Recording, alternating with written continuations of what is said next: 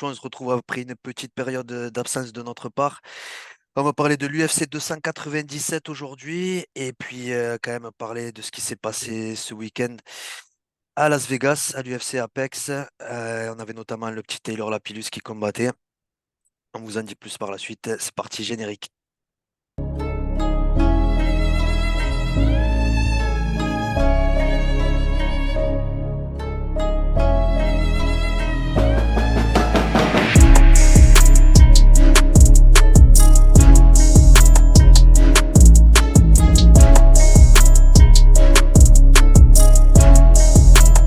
Merci à ceux qui nous ont soutenus pendant notre absence. Comme je disais, ouais, c'était un petit peu pour raison personnelle. On avait quelques trucs à régler. Sachez que bon, nous, on a notre carrière. Moi, je suis cuisinier. Arthur, il est combattant. On fait ça vraiment par pur plaisir. Mais vraiment, merci à ceux qui continuaient à suivre et à soutenir. On a vu les messages. Et voilà, sans plus attendre, on va parler de ce qui s'est passé samedi à l'UFC Apex. Donc, on disait Taylor Lapillus qui combattait Farid Basharat. Forcément, pour nous Français, il y avait un petit peu de hype, mais pas plus que ça non plus, hein. On voyait pas, on s'en parlait pas trop sur les réseaux. La défaite C'est ça. pour Lapillus, Farid au-dessus et avec un bon gameplay. Tu le connais bien puisqu'il s'entraîne à Extrême Couture, hein. Je crois que tu le croises de temps en temps. Qu'est-ce que tu as pensé de ce combat? Oui, moi, je me suis jamais entraîné avec Farid, je me suis déjà entraîné avec son frère. Euh, quelques fois, rien de spécial, mais oui, les deux sont très bons, hein, les deux sont invaincus. Les Bacharad Bro, ouais, ils sont là, hein. Ils sont là. On a vu franchement le gameplay qu'ils ont mis pour Taylor Lapillus, c'était parfait. Ils ont bien travaillé les feintes.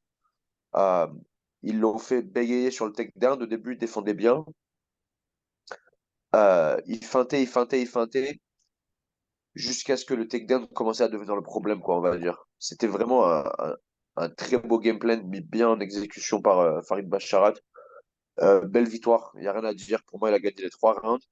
Après, Taylor, il est clean, hein. Il est clean, Ouais, il a mais bien il est un peu résisté. inactif contre la cage, tu vois. Il est un peu Mm. inactif et il va lui-même contre la cage parfois. On se demande pourquoi il fait ce genre de décision. Après, peut-être qu'il bah, il a l'habitude de combattre comme ça. Son premier combat à l'UFC, il l'avait gagné. Pour moi, c'était quand même assez serré. On s'en rappelle, hein, contre, je sais pas si c'était irlandais ou anglais, le petit trapu là, qu'il avait pris à UFC Paris, tu te rappelles? Oui, oui, oui. Je sais plus son nom, Et mais ouais, ouais. c'était un peu la même chose, except que Farid, lui, il arrivait à le ramener au sol, tu vois. Surtout au troisième round, il l'a bien tenu.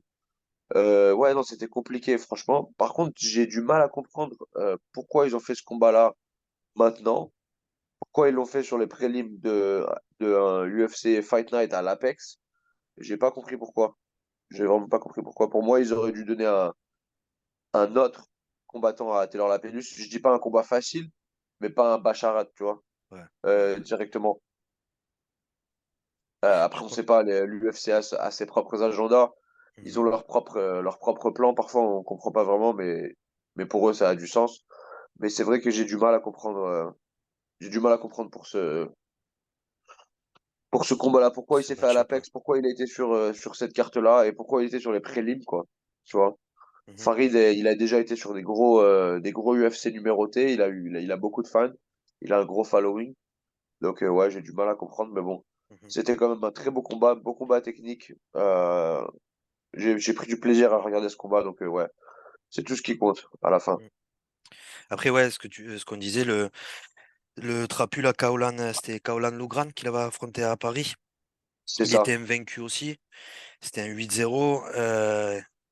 Taylor lui a enlevé son 0. Ça aurait été beau qu'il enlève le 0 aussi à Farid. Ça lui aurait donné une certaine réputation. Mais bon, dommage. Il s'est quand même bien battu. Farid à la fin qui a dit merci de m'avoir level up. Donc, ouais, il n'a pas démérité Taylor, mais quand même Farid au-dessus. Et au micro aussi, il a dit, je sais pas si vous vous rendez compte qui c'est Taylor Lapillus, c'est un grand nom en Europe, ça fait vraiment plaisir de l'avoir combattu, merci à lui, etc. Non, mais c'est des mecs super, les Basharat Bros. Très bon striker. Farid, il est un petit peu meilleur en lutte que son frère. Mhm. L'autre, il est un peu meilleur en striking. Mais les deux, ils se complètent bien, franchement. C'est surtout les gameplays, eux, hein. C'est des nerds de MMA, tu vois. Ouais. C'est des mecs qui font que ça, ils étudient toute la journée et ils sont passionnés. Et c'est tout ce qu'ils font, quoi. Mhm. Et je dis pas que Taylor, il fait pas ça non plus, mais il y a une belle unité entre ces deux frères et ils ont une belle équipe derrière eux. Bon, ils s'entraînent à Extreme, mais ils s'entraînent avec aussi le, le coach avec les dreads, là. À chaque fois, j'oublie son nom. Dewey Cooper. Ouais. Donc, c'est eux leur head coach, même si malgré tout, ils s'entraînent à Extreme pour les sparring, etc. Mais bon, ouais, bon, je tourne en rond, mais beau combat. Et bah, bon, après Taylor, il faut pas rougir, hein. Non, non, Pas clairement rougir. pas. Mm. On sait qu'il va revenir plus fort et d'autres match-ups devraient être plus favorables pour lui. Ouais. C'est ça. Mm. Ensuite, tu avais un autre compagnon de Extreme Couture qui a combattu Nicolas Mota, oui. Nicolas Mota, ouais. C'était aussi un début de carte. Un début de carte Qui a également, deuxième gagné, ouais. combat. Et ouais, il a pris Tom Nolan, donc un Australien qui avait beaucoup, beaucoup de hype. Il était 6-0. Tout le monde le voyait gagner en direct. Premier round KO, patati patata. Même lui, il disait, Nicolas Mota, il n'est pas à mon niveau, je vais le finir au premier round, ça va être très rapide. Et en fait, ça a été l'inverse qui s'est passé. Nicolas Mota, il frappe très fort. Là, il était sur son dernier combat de l'UFC. En fait, il lui avait renouvelé son contrat pour un combat pour celui-là, mais il était obligé de le prendre, quoi. Ils lui ont pas laissé le choix. Donc, il était vraiment underdog, hein. Il était vraiment, vraiment underdog. Les odds étaient pas du tout en sa faveur. Et il a réussi à le faire, franchement incroyable. Il l'a assis avec un gros hook. Ensuite, il a fini par le tabasser avec le ground and pound. Ça a été rapide, ça a été fait net, précis. Il a pris aucun coup. C'est joli. Franchement, c'est joli. Bravo à Nicolas Mota, ça fait vraiment plaisir. Il est maintenant 14-5.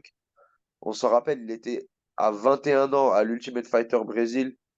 Je te parle de ça il y a 10 ans, tu vois ce que je veux Ouais. dire? Il avait que 4 ou 5 combats. Il a eu des hauts et des bas, tu vois. 14-5, maintenant il se retrouve. Contre un mec, Tom Nolan, 23 ans, 6-0, franchement, ils lui ont fait tout mettre pour qu'il se prenne une douille, là, tu vois. Et Mm. c'est comme ça fait plaisir quand ça se passe comme ça. Ouais, C'est ouais. rare, mais ça fait plaisir. Il avait Julian Erosa, non, dans son corner? C'est ça, ouais. Julien Ouais, Rossa dans c'était son beau. corner. Ouais, j'ai vu ça, j'étais content. Ensuite, ben, de l'UFC, ben, on avait à main event, on avait Johnny Walker contre Magomed Ankalaev, le deuxième, parce que le premier, il y avait eu un no contest. Victoire pour Magomed Ankalaev sur KO au deuxième round. T'as trouvé que c'était un beau combat? Johnny Walker qui était chaud au début, hein, et j'y croyais un peu, mais Moi il aussi, j'y s'est crois. fait Bon, coucher. j'ai envie de dire, j'y croyais un peu plus, on va dire. Tu Hmm. vois? J'y croyais un peu plus, mais j'avais quand même Ankalaev, je pensais qu'il allait gagner. Pour moi, c'est sûrement un des prochains champions. Après, il faudra voir s'il arrive à dealer avec le power de Pereira. Ouais, Mais bon, ouais, non, franchement, je vais pas dire incroyable, mais un beau stoppage. Magomed Ankalaev, maintenant qui se retrouve à 19-1 quand même. hmm. Johnny Walker à 21-8. La seule défaite que Magomed avait pris, c'était un triangle à la dernière seconde de Paul Craig. Ça, c'était vraiment. Tu, Ouais, il tu te avait demandes. tapé ouais, à la dernière seconde, c'est vrai. Ouais, c'était vraiment, vraiment compliqué. Hmm. Mais à part ça, il a quasiment fait que des performances parfaites à l'UFC, quoi. Donc, il est là, hein. Il est là et Ouais, je pense qu'il faudra lui donner. Il faudra pas tarder à lui donner un title shot. Enfin, il en avait eu un contre Blachowicz, tu te rappelles, mais c'était un draw. ouais, ouais, ouais. C'était un draw. Donc, ouais. Après, Johnny Walker, comment dirais-je, un peu plus discipliné qu'avant. On l'avait déjà noté Ouais, sur ses combats précédents. ouais, carrément. Bon, il joue un peu au con, t'as vu, il faisait un peu le mec qui Ouais, il dérapait, a qui fait de la driblait, capoeira. etc. Ouais. Ouais, Mais Magomed, franchement, le mec, c'est pas un jokester, tu vois, Magomed. C'est pas un mec qui rigole, tu vois. hmm. Non, Ça se c'est voit clair. dans ses expressions, dans sa tête, dans sa Ouais, façon de combattre, dans sa façon de faire le warm-up, dans sa façon de faire les interviews. Il disait, faites quoi pour le plaisir? Il dit, je vais faire des balades en cheval dans la montagne, tôt le matin. Tu vois, c'est un autre monde. C'est un autre monde. Après, Johnny Walker, il a fait son camp d'entraînement en Irlande. Je sais qu'il habite là-bas maintenant. Je sais pas si c'est le meilleur choix pour lui. Bon, ça avait l'air de marcher jusqu'à présent, mais je pense pas que ce soit la gym pour lui en vrai, avec les problèmes qu'il a de contrôle, avec les problèmes qu'il a de distance management, etc.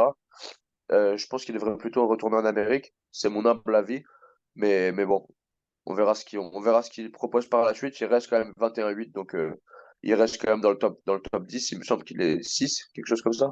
Mm. Donc il va pas tomber bien loin, quoi. Il va pas Mm. tomber bien loin. En tout cas, Magomed, il a bien contrôlé tout le combat jusqu'à ce que ça s'est terminé, quoi, la 2 minutes 42 du deuxième round. Rien à dire. Franchement, rien à Mm. dire. Il fait peur, ce mec. Et Ouais. ouais, Ouais, je j'aimerais bien pense le que voir c'est le contre prochain. Pereira. Je pense que c'est le prochain, ouais. Ils ont tweeté derrière avec Glover. C'est Glover qui a tweeté. Félicitations et à très vite. Donc je pense que c'est le prochain sur la liste, ouais. Pour le title Ouais, shot. Ouais, c'est mérité. Ce serait le plus logique. c'est mérité. Ouais, ouais, de ouf, de ouf. Franchement, après la draw qu'il avait fait contre Blachowicz, moi, je pensais qu'il Ouais, allait le déjà que c'était refaire. bizarre. C'était Ouais, un beau ouais, combat. ouais. Mm. Les gens, ils faisaient les haineux sur ce combat, mais ce combat, il était beau, hein. C'était Ouais, un beau clairement. combat, ça s'est Ouais. bien passé. Bon, il a contrôlé les deux derniers rounds, mais il lui mettait la misère au grand round. Je sais pas si tu te rappelles. Mhm. Ouais, Pour moi, il à avait la fin, battu. c'était tendu. Il avait passé le dernier round sur lui, quasiment. C'est ça, Mm. les deux derniers rounds, il me semble, Ouais, les si je deux, me ouais. rappelle bien. Et on se rappelle la performance de Blachowicz contre Pereira. C'était kiff-kiff, hein. C'était Ouais. 50-50. T'aurais vraiment pu le donner à Blachowicz. Et ça aurait été plus un draw que le combat contre Magomed et Blachowicz, tu vois. Ouais, Donc clairement. c'est ça que j'ai pas compris pourquoi ils n'ont pas refait ce combat. Mais bon, c'est bien aussi, ça fait un peu ça fait un peu du changement dans la division. Mhm. Et Ouais. bon, bah Magomed, il est là maintenant. Et ouais, je pense qu'il est irréfutable. Mhm. Irréfutable. T'as d'autres choses à ajouter sur cette UFC ou on passe à l'UFC 297? Bah oui, moi je pense qu'on va faire, je pense qu'on a fini pour cette carte. On va pas s'attarder. C'était une carte un peu, on va dire, je vais pas dire pourrie, mais elle était pas, c'était pas la carte de l'année, quoi. Ouais, c'est sûr. Ça fait plaisir de revoir des combats, ça fait plaisir de reprendre le MMA comme ça Mhm. en début d'année. Mais quand même, c'était pas une très belle carte, on va dire. Ouais. Ah, c'était bien qu'il y ait un Français. Mais bon, malheureusement, c'est pas été dans notre sens. Mais ouais, en tout cas, c'était le petit piment, en tout cas, dans la carte. La petite Jim excitation. Miller Ouais, Jim Jim Miller, Miller qui 40 revient piges, avec qui continue. une belle soumission. Et Mario Batista qui met la haine, puisque je déteste ce camp d'entraînement. Malheureusement, il a gagné contre Ricky Simon, que moi je kiffe. Ricky Simon, Ouais, j'adore je cette pensais que personne. Ricky Simon avait. D'ailleurs, ça m'a tué mon combiné. Ah, vraiment dommage. Ouais, Ah, c'était celui qui t'a tué, ouais, qui t'a ouais, tué ouais. le combiné. Mm. Et aussi Phil House, on dirait il l'aime pas. Ouais, ouais, c'est clair. Qu'est-ce qui se passe? Euh, 3 KO d'affilée, compliqué là. Phil House, je pense que ça va être. il est tombé J'ai pas salement envie de en dire plus là. retraite, Ouais, mais peut-être, hein. ouais, ouais. T'as vu comment il est tombé? Il était mort. L'arbitre qui le secouait à la fin, ouais, c'était pas joli. Compliqué, Mm. franchement compliqué. Mais bon, bref, ouais, on a fait le tour, on a fait le tour et on peut passer au pay-per-view. Donc l'UFC 297 qui a pour main event Sean Strickland contre Dricus Duplessis, pardon. Très gros combat, beaucoup d'incertitudes sur ce combat. Il y a beaucoup de hype après ce qui s'est passé au dernier pay-per-view de l'année où ils se sont battus dans les tribunes avec la conférence de presse qu'ils avaient fait, une pré-conférence où il y a eu beaucoup d'insultes et de déstabilisation qui a été lancée. Sean Strickland qui a fait pas mal parler de lui pendant les fêtes là. Donc on regarde les cotes. Il est favori Sean Strickland avec 1,64 et Dricus Duplessis à 1,94. Dricus Duplessis qui compte 20 victoires et 2 défaites. Sean Strickland 28,5. Que tu croises aussi un petit peu à Extrême Couture puisqu'il s'entraîne là-bas. C'est ça. Parle-nous un peu de ce que tu vois sur ce match-up. Ce que je vois sur ce match-up, moi, Dricus, ça fait quand même un bail que je le sous-estime plus. Mhm. Je l'avais pris pour battre Robert Whittaker. Ouais. J'avais parié gros. D'ailleurs, il m'avait fait gagner un bon pari. Maintenant, je refuse de sous-estimer Dricus. Franchement, je peux pas. Il a jamais perdu à l'UFC. Il est 22 maintenant. Il est sur une très grosse série de victoires. Si tu KO Robert Whittaker, enfin, Ouais, c'est T'as pareil, hein, besoin, même Israël Adesanya, il galérait contre lui. c'est ça. Ouais. Mais bon, on a vu Euh, aussi ce que Sean Strickland a fait à Israël Adesanya, qui survolait contre tout le monde, que tout le monde voyait que Sean Strickland allait se faire rouler dessus. Mais ça n'a pas été ça du tout. Donc, après, voilà, sur ce combat, il y a beaucoup de choses à dire. Je pense qu'il y a beaucoup le mental qui rentrait, mais quand même, Sean Strickland qui a beaucoup surpris. Son coach de Extreme Couture, qui prouve qu'il a des game plans de ouf à chaque fois. Euh, Sean Strickland qui a un style assez particulier, et Dricus aussi.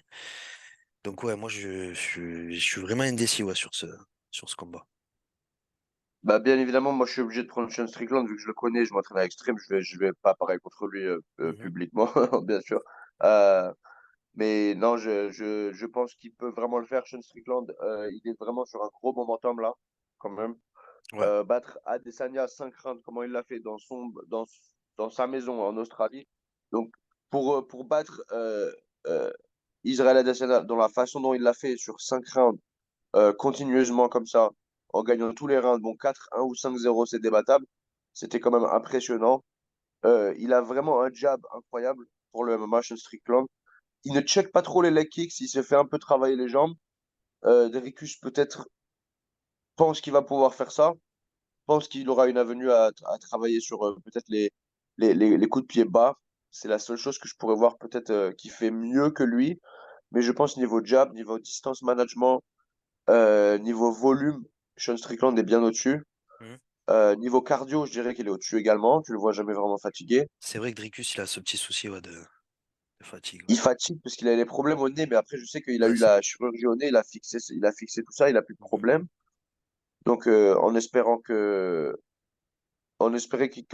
soient tous les deux au meilleur de leur forme. En tout cas, il y a eu beaucoup de hype sur ce combat, il y a eu beaucoup de trash talk, beaucoup de, de tralala, quoi, beaucoup de hype sur ce combat en particulier. Franchement, la carte, elle est pas ouf, mais ce combat en particulier, il est vraiment, vraiment hypé. Mhm. C'est à Toronto, c'est ça? Ouais, ouais, beaucoup de Canadiens, ouais, forcément sur la carte. Ouais. Ouais, moi, je vais prendre Sean Strickland par décision. Je pense que les deux, Dricus, il va être un peu plus patient que d'habitude. Mhm. C'est pas tous les jours que tu as un title shot. Euh, Même s'il dit qu'il est bien meilleur, etc., ça m'étonnerait qu'il sous-estime Sean Strickland. Il est quand même Ouais, 28-5. Tu vois ce que je veux dire? ouais. À 32 ans, les gars, je sais pas si vous vous rendez compte. Le nombre de combats qu'il a, Sean Strickland, en plus en haut niveau. Il est très actif, il combat beaucoup. On se rappelle de ce qu'il avait fait contre Nassour Dinimavov en 5 rounds, en même pas 5 jours de notice. Euh, C'était quand même vraiment, vraiment. Il avait fait du sale à Imavov, hein. On s'en Mhm. rappelle. Mhm. Il avait fait du sale. Donc, ouais, moi, je suis obligé de prendre Sean Strickland. Je prends Sean Strickland par décision, en utilisant la distance, en jabant, en ne se faisant pas trop toucher en fin de compte. Dreykus, il envoie des grosses patates que tu vois arriver beaucoup. Il a réussi à casser mentalement Robert Whittaker et à le travailler sur un TKO qui s'est terminé contre la cage. Mais Sean Strickland, il va pas tomber comme ça. Mhm. Tu vois ce que je veux dire? Ouais. Ouais, j'ai une petite préférence aussi pour Sean Strickland, mais c'est vrai que les deux, ils ont quand même un style assez similaire, similaire sur certains points, sachant en fait, ils avancent en tapant, quoi. Il n'y a pas de feinte, il y a pas de. Ouais, beaucoup de volume et il n'y a pas de tralala, quoi. Ça avance et ça met des pêches. Donc, je sais pas, je suis pas sûr que ça aille jusqu'à. En plus, c'est un 5 rounds, ouais, forcément. Je pense pas que ça irait jusqu'à la fin. Je vais mettre une pièce sur Sean Strickland par KO. Moi, je pense qu'il va y avoir un KO, mais je suis pas sûr de quel côté ça va aller. Je vais aller du côté de Sean Strickland pour l'expérience et pour le gameplay. Je pense ils peuvent trouver une faille dans la façon de combattre de Dricus. Peut-être avec quelques amenés au sol et tout, même si c'est pas trop le style de Sean Strickland. Mais comme tu disais, ouais, c'est son momentum. On l'a vu aussi sur les réseaux. D'habitude, il arrive assez flasque, on va dire. Là, il est vraiment chaud. Il a les abdos qui sont bien Ouais, marqués. Il a l'air de vraiment le prendre au sérieux. Ça a l'air de l'avoir touché, là, tout ce qui s'est passé. Donc, je pense qu'il va arriver aussi avec une certaine hargne. Donc, ouais, je dirais, allez, Sean Strickland par KO, troisième round. d'accord. D'accord, d'accord. Bah, ça fait plaisir, hein. J'espère qu'il arrive à le KO. Moi, je pense que ça va être plutôt une décision, mais s'il arrive à travailler un TKO au troisième round, ça me rendrait très heureux aussi. Mhm. On passe au bref, un co-main event. C'est un combat féminin qui est pour la ceinture vacante des bantamweight féminines, donc Raquel Pennington contre Mayra Bueno Silva. Est-ce que tu veux qu'on s'attarde sur ce combat ou on passe direct aux choses un peu plus sérieuses? J'ai envie de boycotter. Après, je vais donner Maria Bueno Silva par décision. Oui, ouais, tu Mais j'ai raison. envie de boycotter, ouais. Mhm. Je boycotte ça. Allez. Raquel Pennington, 15-9, ça va quoi. Ouais. Je Ça sais pas va. si c'est la plus méritante, mais ouais, bref, on va pas s'attarder là-dessus. Elle On a a, elle a Neil. que des horribles à regarder, en fait, Raquel Ouais, Pennington, ouais, tu vois. ouais, c'est ça. Donc, Neil c'est Magny ça qui contre est. Mike Malott. Là, donc un Canadien, Mike Malott qui est 10-1, donc assez prometteur. Neil Gros Magny prospect. qui lui, que je dise pas de bêtises, mais il est sur. Ah non, il a pas enchaîné les défaites, il fait une victoire, une défaite.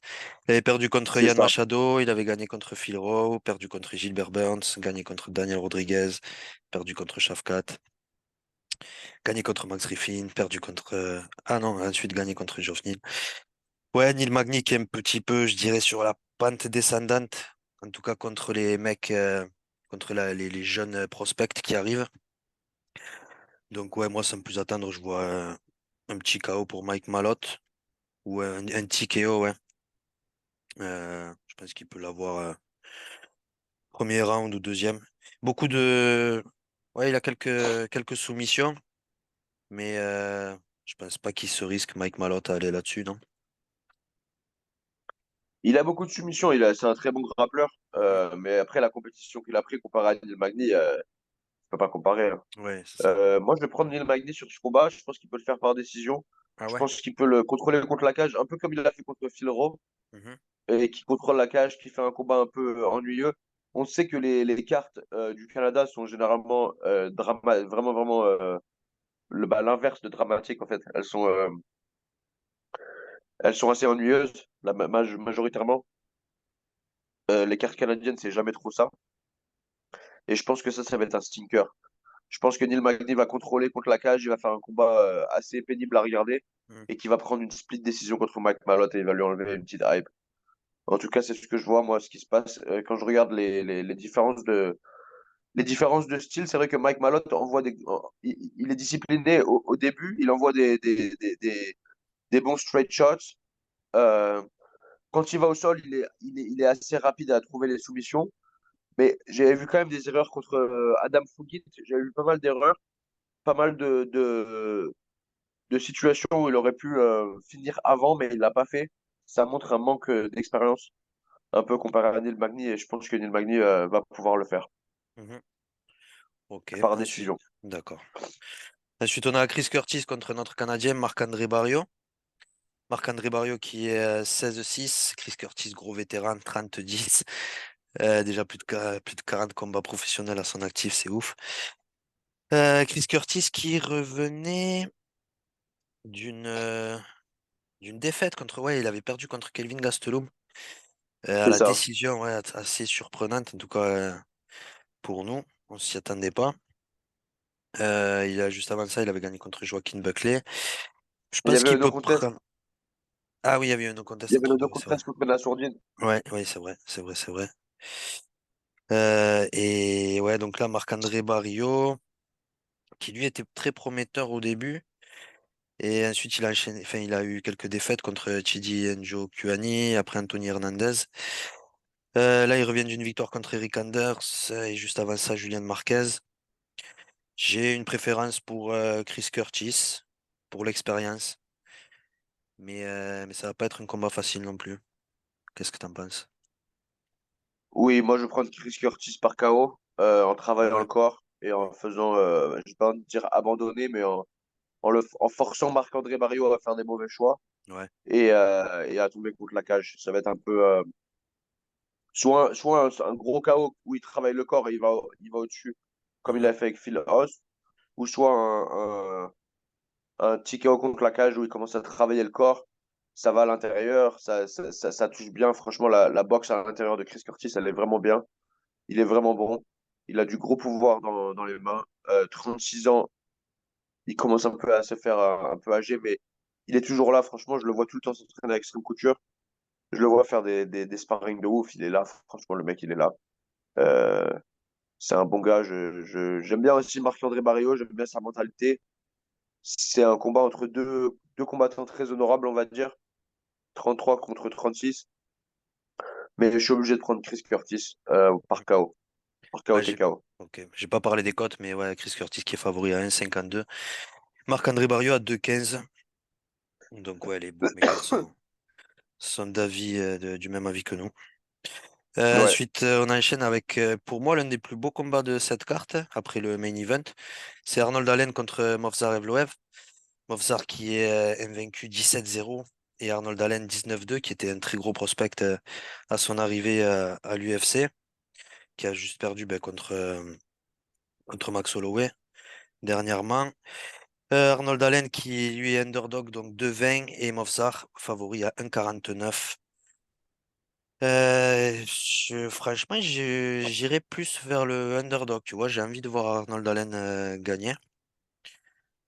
Movsar Evloev qui avait eu des problèmes hein,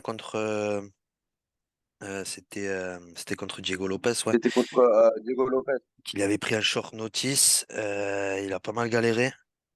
Je pense que le striking de Arnold Allen est meilleur. Et je crois qu'il y a une plus grosse allonge aussi.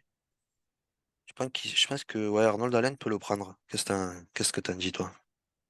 Moi aussi, je pense qu'il le prend par décision. Hmm. Je pense que son striking est beaucoup plus évolué. Il est plus physique.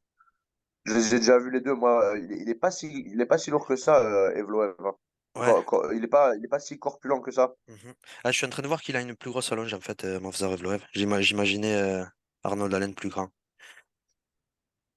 Mais ouais, continue, pardon. Mais il est plus corpulent, par contre, tu vois. D'accord. Ouais. Parce que, enfin, regarde ses muscles, regarde la façon dont Ouais, il est ouais. bâti comparé à Morozlar. Mhm. Même si peut-être il a des bras un peu plus courts, il est plus corpulent, il est plus physique, on va dire. Il avait perdu une décision qui était assez close hein, contre Max Ouais. Holloway. Ouais, Faut ouais. pas rougir, Max Holloway est un des meilleurs de la division, bien sûr. Il avait quand même battu Calvin Kattar, battu Dan Hooker en 2 minutes, battu Sodiq Youssef, battu Nick Lenz, Gilbert Melendez. Bon, après il n'est pas très si actif que ça. Mhm. Il combat une fois par an, quoi. Ouais. C'est ça. Mhm. Il combat une fois par an. Yes. Donc, ouais, il est pas si actif que ça. Je sais qu'il a eu beaucoup de problèmes. Il a eu beaucoup de problèmes avec des problèmes de injury, de santé, etc. Il a été Mhm. censé combattre Taylor Lapillus. Il y a un bail de ça, c'est marrant. Je vois ça sur son Trapology en 2013, tu vois. Ça s'est pas fait. Mais une seule défaite par décision contre Marcin Vzokedesh, Cage Warrior 69 depuis 2014. Et ensuite de ça, bah, sa dernière défaite, c'était en 2023 contre Max Holloway, qui était assez serré quand même, franchement. Mhm. Moi, quand c'est parti à la fin, je ne savais pas vraiment qui avait gagné. Je sais que Max avait un peu plus de volume, il avait un meilleur body language, etc. Mais c'était quand même plus serré que certains commentaires pouvaient l'entendre. Mhm. Moi, je vais te rejoindre. Je vais prendre Arnold Allen par décision. Je pense qu'il peut le faire. Je pense qu'il va être plus corpulent. Il va avoir un striking bien plus précis. Et je suis pas sûr que Gloev arrive à le ramener au sol. Je suis pas sûr. Je pense qu'il va essayer. Il va pas être fatigué d'essayer. Il va continuer constamment d'essayer. Mais sur 3 rounds, je vois Arnold Allen tenir, bien défendre et toucher un peu plus. Être un peu plus clean sur les phases de break. Être un peu plus clean sur le striking à distance. Et je le vois bien gagner une décision. Mais vraiment, je suis vraiment confiant sur ça. Ok. Donc c'est tout pour la main card. Ensuite, on passe au prélim. Tu peux me rappeler Quelques. juste les odds sur Allen, Ouais, s'il te c'était plaît? Arnold Allen, il est à 2,20. Et, D'accord, euh, d'accord. et ouais, Movslar à 1,49. Super. Ouais, c'est un beau pari. C'est un Ouais, beau pari. ouais, ouais, ouais. Ouais, combiné avec soit Sean Strickland, soit Dricus, ça peut être pas mal. Oui. Un petit Chris Curtis ou avec ça, ouais, ça peut le faire. Et si tu crois à Neil Magny, là, faut y aller aussi. J'en ai pas parlé, mais Neil Magny, il est à 2,90. Mike Malott à 1,28. Donc, ouais, si on te suit, ça peut faire Ah, un beau ça kick. va être mon parler. Ça va Mhm, être mon parler. Ça va être Neil Magny et Arnold Allen. mhm. Sur les prélims, ensuite, pas de grand nom. On a, bah, si, quand même, Charles Jourdain, qui a un petit peu de hype chez nous. Après, beaucoup Je de t'avoue que c'est le Canadiens. seul combat pour moi. Excuse-moi. Ouais, ouais, ouais, non, vas-y, continue. Ouais, c'est le seul combat pour moi qui m'intéresse à breakdown. Le reste, je pense qu'on peut skipper. Ouais, ouais, On, on fera le le débrief, bien débrief, ouais. sûr, mais pour breakdown, je pense que Charles Jourdain a beaucoup plus d'outils que Sean Woodson. Mm. Sean Woodson Charles Jourdain, qui est 10-1, hein, excuse-moi, qui a une seule défaite contre Julian Erosa. oui, Charles Jourdain qui avait perdu aussi contre Julian Erosa. Euh, ouais. c'est les enfants de Julian. Ah, je rigole. J'aime beaucoup Charles Jourdain. Euh, J'aime beaucoup la façon dont il les combat. Il est vraiment intéressant à regarder. Il a une super mentalité. C'est un super gars. Euh, Sean Woodson, c'est un alien, tu vois. C'est Mm. vraiment un alien. Il y a Ouais, rien personne que son qui a corps. sa taille Ouais, à ouais. 66 kilos. Sa façon de Il bouger, est, sa corpulence aussi sont bizarres. Ouais. il est 6 pieds, 6 pieds 2. Je C'est sais pas combien ça fait en 1m89, ouais. Et une un mètre allonge de quatre-vingt-neuf à, 1m98. à 66 kilos. T'imagines? Ouais. Là, par contre, ouais, il risque d'avoir un problème, Charles Jourdain, parce que son allonge est de 1m75. Si Sean Woodson l'utilise bien, ça peut être. Après, il a pas l'air de trapper très fort. Enfin, ouais, je dis ça. Je devrais peut-être pas dire ça, mais ouais, il a pas l'air d'avoir une grosse puissance. Mais qui sait, ouais. Si on sait que Charles Jourdain, il aime bien aller au chocolat, il, il va peut-être s'en prendre, enfin, se risquer à en prendre quelques-unes et peut-être que ça va mal se passer pour lui. Ouais, Charles Jourdain est légèrement favori. Je crois que c'est une cote à 1,35, ouais. Et Sean Woodson à 2,5 ou 2,3. Mais récemment, il fait preuve de beaucoup plus de discipline et beaucoup plus de following de game plan.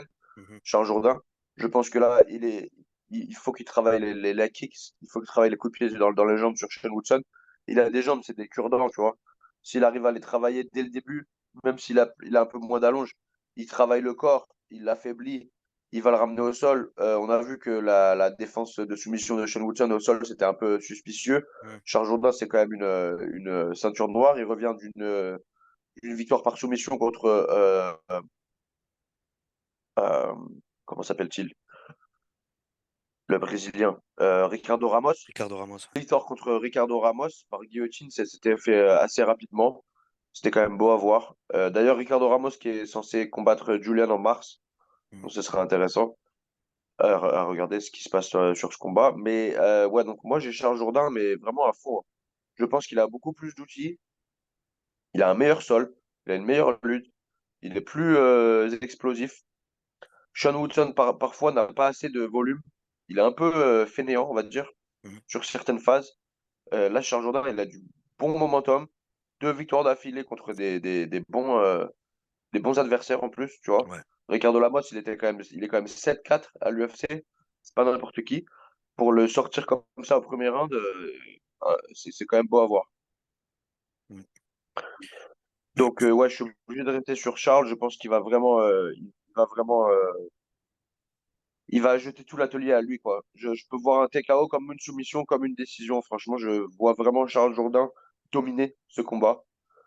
Je pense qu'il peut vraiment faire du sale sur ce combat. Ouais, je suis assez d'accord, ouais. Puis l'expérience à l'UFC, il a quand même affronté des bien plus gros noms C'est ça. que Sean. Donc ouais, je suis assez d'accord avec ton analyse. Et puis il est beaucoup plus actif, Mhm. tu vois. Ouais, c'est ça. Beaucoup plus actif et beaucoup plus expérimenté. Mhm. Il a appris beaucoup de leçons, ouais. Dans ses derniers combats, ouais, contre Julian, contre comment il s'appelle celui qui combat à PFL maintenant là, qu'il avait perdu sur une décision un peu bizarre. Shane Burgos, Contre Shane Burgos, ouais, je pense que ce combat aussi, il a un peu transformé. Et ouais, là, pour moi, il il avait, veut, il avait gagné ce combat. ouais, ouais, carrément. Et là, il veut vraiment rien laisser au hasard. Et, C'est ça, c'est et ça. ouais, ouais, je mets. Et je mets la maison aussi sur Charles Jourdain. Ouais. Ça peut être un beau combiné, hein, Charles Jourdain, Neil Magny. Bon, je sais que les gars, si Aussi, vous ouais. n'êtes pas trop confiance dans Neil Magny, t'es pas obligé de le mettre, mais quand même, quand tu regardes l'expérience de Neil Magny, pour moi, il peut largement le faire. Mm. Pour moi, Rodriguez est bien meilleur que Mike Malott et il a réussi à le sortir, tu vois. Donc, je vois pas pourquoi il pourrait pas gagner ce combat. Donc, Neil Magny, Charles Jourdain et Arnold Allen. Mhm. Ça fait un beau combiné. Et puis, c'est du plus, quoi. C'est du plus dans le pari. Donc, Ouais, ça va faire une belle cote, ça. Ouais. c'est ça. Bon, encore une fois, c'est pas la carte de l'année, c'est pas le pay-per-view de l'année, mais il y a quand même plusieurs combats qui sont très intéressants, quoi. Mm. Donc j'ai hâte de reprendre le pay-per-view, j'ai hâte de voir ce qui se passe. Il y a une belle ambiance aussi à chaque fois quand même au Canada. Et comme il y a Oui, pas c'est mal vrai, ouais. de combattants ben, canadiens, ça va y aller. J'imagine ben, que Charles Jourdain, ouais, il va arriver chaud bouillant avec une grosse hype C'est ça. derrière lui et le public sera chaud. Même Pareil si c'est pour pas de son Mike côté, quoi, Malott. parce que c'est à, Ah, c'est, il est de l'autre. c'est à, Ouais. c'est à Ben ouais, c'est Toronto. Québec, ouais, ouais. Ouais, c'est vrai qu'il s'aime pas trop. Oui, mais bon, je pense que ça le fera quand même. Ouais, mais, enfin, mais Plus c'est ouais, mais vif. c'est quand même sur la côte est du Canada, donc Mhm. ils sont quand même pas trop loin. C'est pas comme si c'était à Vancouver, tu vois. Si à D'accord. Vancouver, à mon avis, ça m'étonnerait que Charles Jourdain ait autant de pop que de l'autre côté. Mais ouais, il va avoir une foule pour lui, c'est sûr. C'est Mhm. sûr. T'as raison. Et puis voilà, je crois que c'était tout pour ce premier épisode de l'année. Bah ouais, en tout cas, ça fait plaisir de reprendre le podcast. Les gars, Mhm. on est reparti là toutes les semaines. On a eu une petite pause pour recharger, puis pour un peu régler deux, trois trucs qu'on avait à faire, mais là, on est reparti à bloc, donc voilà. Voilà, merci de nous avoir regardés. Portez-vous bien. Donnez de la force. Il faut qu'on soit de plus en plus nombreux. Et à la prochaine. Et mettez dans les commentaires si vous gagnez des paris ce week-end aussi, les gars. Et ouais, faut dire. Et même vos combinés, n'hésitez pas à nous dire ce que vous allez jouer. C'est ça, c'est ça. Super. Et on reparle de tout ça la semaine pro. Allez,